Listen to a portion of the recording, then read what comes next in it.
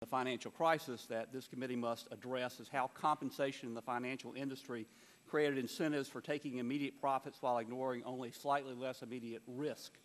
We'll consider how to adjust compensation to align the long-term interests of companies with the interests of those who work for them. The issue before us today is more difficult and more important: how to align the interests of the financial industry with those of society.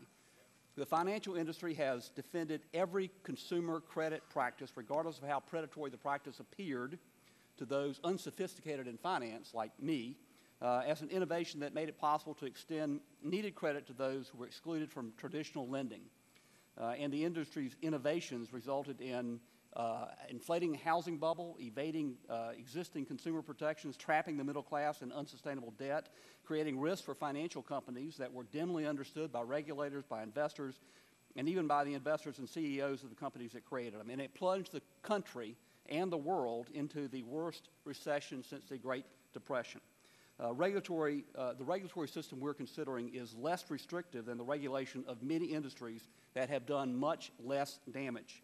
At bottom, the question is this: are consumer lending practices that the industry celebrates as innovation actually useful to society, or are they just a way to make more and more money by betraying the trust of the American people? Other regulators don't just take the regulated industry's word for it that their products are beneficial, and neither should the regulation of the financial industry. I yield back my time. The gentleman from California, Mr. Royce, for 2 minutes.